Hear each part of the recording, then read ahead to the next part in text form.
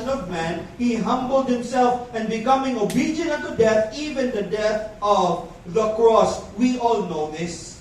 Kapila na siguro mo kadungog ani nga wali that the death on the cross in their time is the most shameful death of all. Sa tanan.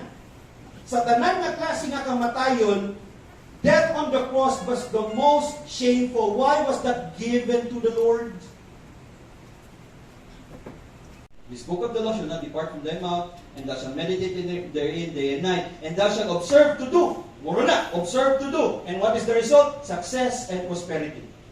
It's not material success, spiritual success, which is more important than any other success. Because the Bible says, what profit a man if he gains the whole world yet loses his own soul? Because spiritual success is more important than any other success. Of course, bonuses, we accept that.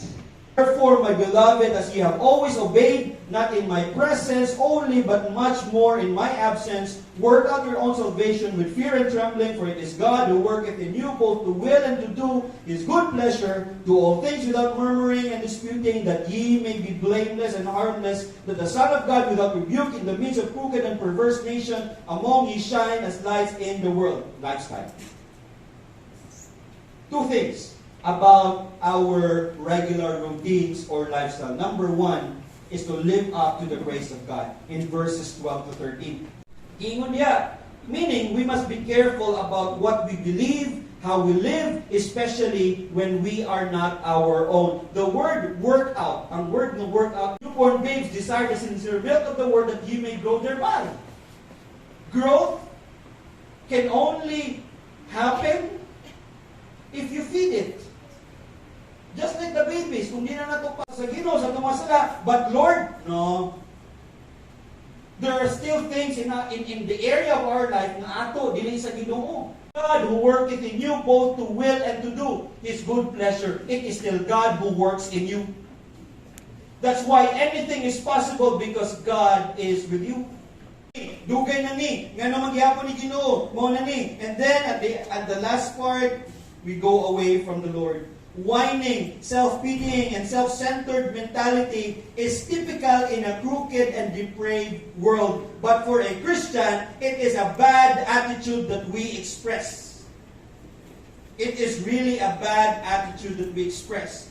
Why are complaining and arguing so harmful? Three things. Number one, wala diya. Because it is completely opposite in Christ's attitude.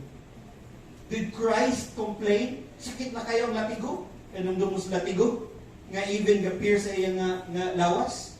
Did Christ complain? Nga giingnan niya iyang three great iyang close friends? Come with me, pray with me, because it was his hardest time. Remember the prayer in Gethsemane? Gibitbit niya iyang closest nga friend, Peter, James, and John, to be with him in that grievous moment, in that pleading moment. Lord, if you allow this cup would pass, let it be done, but not my will, but your will be done. Pero sa gihimo sa iyang mga amigo, natulog.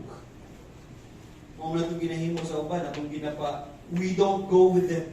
Where in fact, the Bible says, rejoice if they're rejoicing, weep if they're weeping. Bahala ko na sa pastor, kita na na. Always lead to right practice.